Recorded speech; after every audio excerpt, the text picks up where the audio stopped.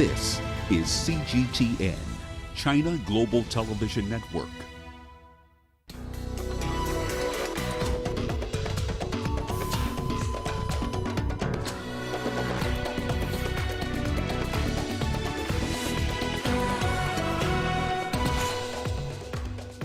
Concerns in South Africa after AstraZeneca reveals its vaccines are less effective on the new COVID-19 variant.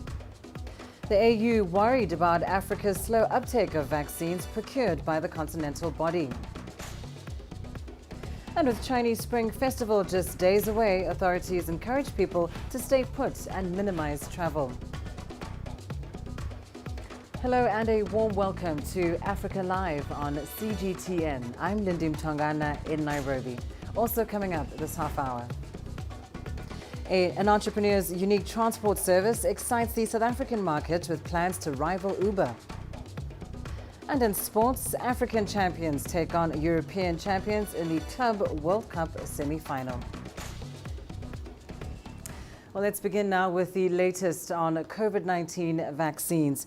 British drug maker AstraZeneca says its vaccines offer only limited protection against mild disease caused by the South African variant of COVID-19. Now, this follows a test on a group of 2,000 people. The study by South Africa's Wits University and the UK's Oxford University showed the vaccine had significantly reduced efficacy against the South African variant, but it still appears to be fully effective in preventing hospitalization and death caused by other variants of the virus. South Africa received 1 million doses of the AstraZeneca vaccine just a week ago, but is yet to begin rolling them out. Well, earlier we spoke to Professor Willem Hannekom from Durban in South Africa via Zoom. He is the director of the Africa Health Research Institute and also co-leads a consortium of scientists in South Africa looking into that new COVID-19 variant. He began by telling us about the likely implications of the announcement on the AstraZeneca vaccine for South Africa. Fortunately, at the moment, we have not seen the results ourselves. We've only heard the results first through an article that was distributed overnight, and then very limited results released by AstraZeneca. So we need to see the results, because the important part is what you mentioned earlier, is whether this vaccine protects against severe disease. I think it's very, very important for AstraZeneca and the investigators that actually did this vaccine trial to now have urgent discussions with the South African government to see what the implications are of this result. So as I've said, if there is still prevention against severe disease or death, then I think that's more than enough reason to roll out the vaccine. If not, I think we have to seriously think about what we're going to do. South Africa has been quite late in getting to the market, in trying to acquire vaccines compared to some other countries of similar wealth. But some other vaccines have already been acquired. For example, some of the Pfizer vaccine has been acquired, but ultimately we have to acquire something like 80 million dosages to vaccinate about 40 million people. And again, we would have to look at whether these vaccines are actually working against the variant of the virus, which is exactly the same virus. It's just changed, but this virus has emerged in South Africa. And we need to see whether those vaccines are working against that variant. And already results from two other vaccines have emerged. And for both of these vaccines, there is protection. There seems to be protection against the variant. It's not as good as it may be against other variants, but there is protection against the variants. And again, to emphasize, there's excellent protection even against this variant in terms of severe disease and death. The Africa CDC says just 16 African countries have shown interest in securing COVID-19 vaccines under the African Union plan. Now, the AU has secured 670 million doses for its member states. The continental body hopes to see at least 60% of the continent's 1.3 billion people vaccinated over the next 3 years. However, to date, only 4 African countries have started rolling out mass vaccination programs. South Africa's 1 million doses of the Oxford AstraZeneca COVID-19 vaccine is the largest delivery to any African nation so far. It is expecting 500,000 more doses later in the month. South Africa is the hardest hit African country by the COVID-19 pandemic. It's reported over 1.4 million infections with more than 46,000 deaths. However, vaccination is yet to start as the country says the vaccines need to undergo integrity tests before use. Africa has had a slow start in acquiring and rolling out the vaccines. Seychelles was the first sub-Saharan African country to start vaccinating its population using doses of China's Sinopharm vaccine. Mauritius also started vaccinating its healthcare workers with 100,000 doses of the Oxford AstraZeneca vaccines, which India donated. Guinea in West Africa ordered 55 doses of the Russian Sputnik V coronavirus vaccine. It administered the first 25 doses to government officials. Morocco and Algeria have also begun immunization programs. Because of its slow start, officials fear that Africa's rollout will take time to catch up with the rest of the world's. Only 16 African countries have shown interest in securing COVID-19 vaccines under the AU's Vaccine Acquisition Task Team. The AU has so far secured around 670 million doses for its 55 member states.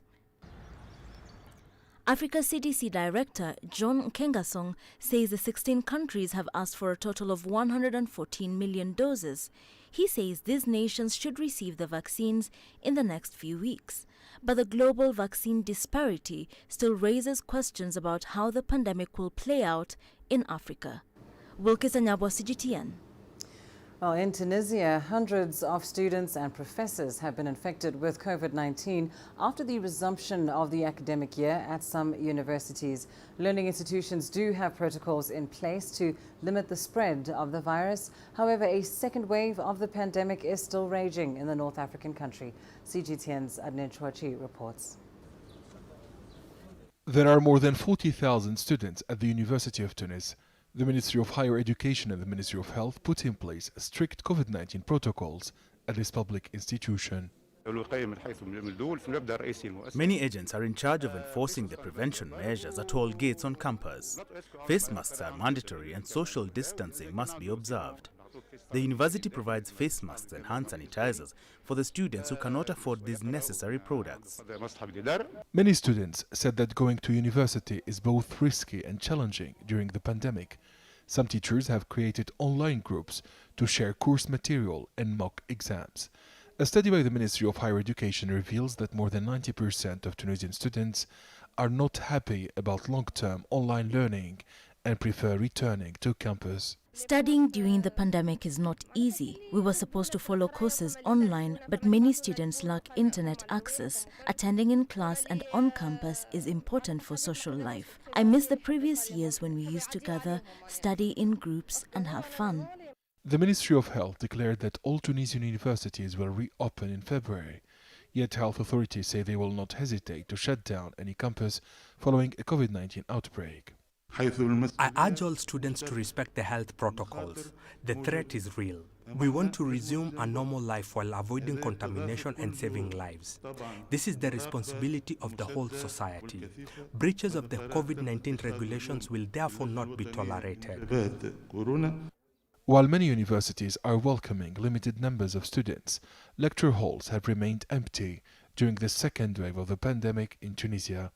According to the Ministry of Higher Education and the COVID-19 task force, some infection clusters have emerged in many universities across Tunisia. Epidemiologists assert that COVID-19 outbreaks will occur as students continue to return to campus this month. Adnan Chouachi, CGTN, Tunis. Time now for a short break. Here's what's still ahead on Africa Live. A young entrepreneur's unique transport service excites the South African market with plans to rival Uber. And restrictions on gatherings disrupt Zimbabwe's traditional burial rites.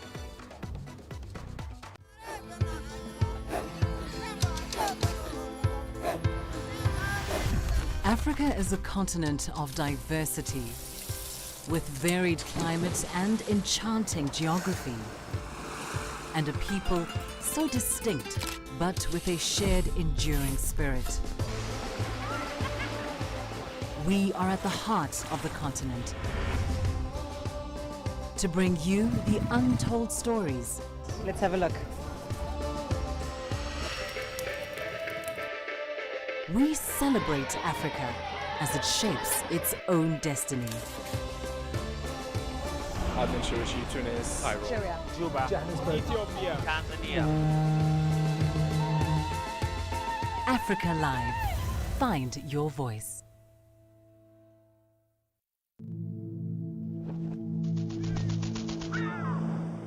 How will your world change today? What happens here? What happens there? Or what you make happen for yourself. If it matters to you, it matters to us too. Your stories are the stories that need to be told. Africa Live. Find your voice.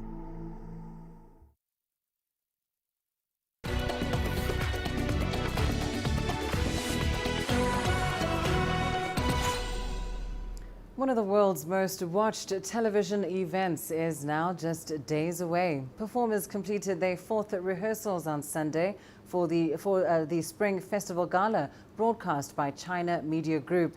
It includes singing, dancing, comedy routines, and martial arts. Organizers say the show will use the latest in technology, including 8K high-resolution screens, artificial intelligence, and virtual reality. The programs will also be live streamed online. Organizers say the performances will not only highlight Chinese culture, but also include more of a global perspective. The Gala has been an important part of Spring Festival celebrations since the 1980s. Hundreds of millions of people across China watch the show every year to usher in the Lunar New Year. Now, the Spring Festival also usually sees the world's largest human migration, with hundreds of millions of Chinese people traveling home for the holidays. But this year, authorities are encouraging people not to travel because of the pandemic. Well, today we begin a series of reports called Spring Festival Staycation. In the first episode, Yang Jinghao visits a construction site to see how managers are encouraging migrant workers to stay. The Chinese New Year's just around the corner, and Guo Chengliang still working on a subway project in Chengdu City. He comes from Gansu province, hundreds of kilometers to the north, and this will be the first time he spent this important holiday away from home. I feel a bit of sense of loss because I can't be with my parents and my child. I hope I can go back home as soon as possible to see them when the pandemic is completely controlled. Guo is not alone. Some 200 other workers from various provinces will also remain at the construction site, including his wife. The company is offering big incentives to stay. They'll get 9 times their normal pay for working during the holiday. They also get a bonus of 1,000 to 3,000 yuan. And the canteen will prepare special dishes from their hometowns to ease their homesickness. The company management will also join them. In their living quarters, there are already decorations up to create festive atmosphere. I'm satisfied with what the company has done for us to make us feel warm. It will be the first time I've celebrated a Spring Festival with so many people. I'm really looking forward to it. Official data shows that China has about 300 million migrant workers employed in different cities. For most of them, the Spring Festival is one of the few occasions when they are able to reunite with their family. Guo and his wife hold a video chat with their daughter of only 2.5 years old every day. a common way the workers use to keep in touch with their family.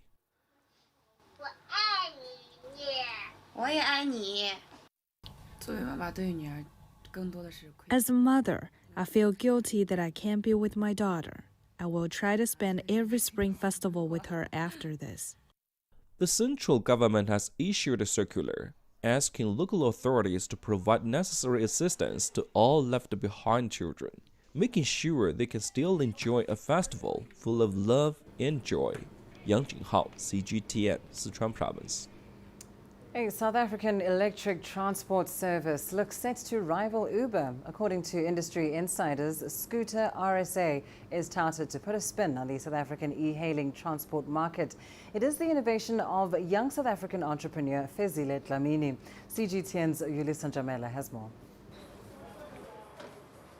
This is Soweto-born Scooter RSA founder Fezile Dlamini. Dlamini launched his online-based taxi service after ride-hailing services Uber and Taxify rejected his job application a number of times. So he used that rejection to start his own company. Dubbed the Green Scooter, the entrepreneur's e-hailing service functions via an app. It works the same way as Uber and Taxify, except that the mode of transport is an electric scooter with a roof. So Green Scooter is an automotive company manufacturing electric vehicles. We started off with importing, and then we later went on to assembling the vehicles locally. And so far, it's bootstrapped, a self-funded business, and we've been pretty much trying to prove sustainability of electric vehicles within a township environment or any environment whatsoever. The service offers ride-sharing, food delivery and logistics services through its app. One of its distinguishing elements is its operations in a number of townships. I would say the unique element is it's connecting the disconnected. I mean, one of the most important things is that, as much as you leave the township and you go and stay in the suburbs, you leave a part of you behind. And food is the one thing that we really, really love the most, that connects us to our roots, to our heritage. Green Scooters also operate in more affluent areas.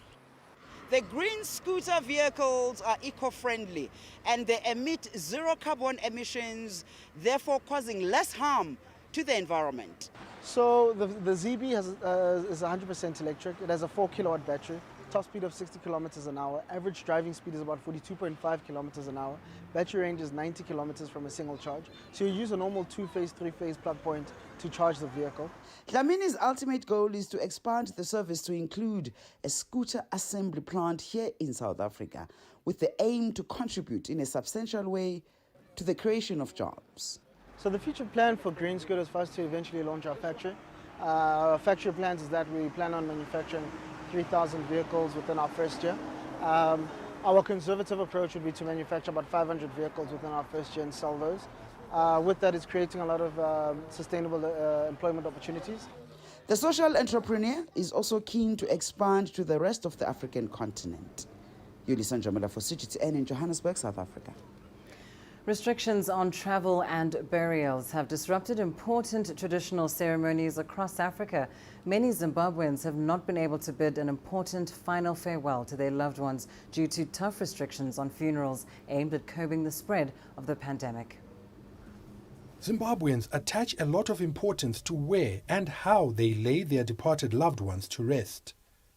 Funerals are an opportunity for many here to express affection and solidarity in grief. The coronavirus pandemic has robbed families of that opportunity. Government restrictions mean COVID-19 burials are expedited and without the usual ceremony, such as viewing the body. Only 30 people can attend, and even then at a distance.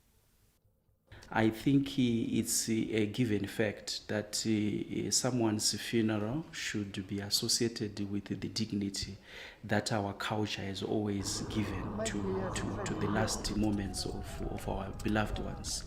And people need to have quality time with the body to make sure that the body gets inside the house and they sing and they dance, and maybe they perform the last wishes of the deceased and so on. Many still want to give a befitting send-off despite the risk of infection among attendees. What we're used to is that the deceased must spend a night in their home, and there are certain rites that must take place there. If this pandemic is with us for a long time, how should we forego these important traditions? The new arrangements have made some uncomfortable. There is a risk that we could end up burying the wrong person. How do we know that it is our loved one in the coffin? There have been cases of mixed up bodies before. A ban on intercity travel for burials could also lead to some long-term practical challenges. If we keep burying people in Harare, we may run out of burial ground and then end up having mass graves. So we need to allow people to take their dead to their rural homes and bury them there. Other ceremonies like traditional marriages have also been appended. Experts say the psychological impact of not being there for such significant milestones may be felt long after the pandemic has been brought under control, which may leave the nation with another burden to bear. Farai Mwakutuya, CGTN, Harare, Zimbabwe. Let's take a short break now. Your sports news up next.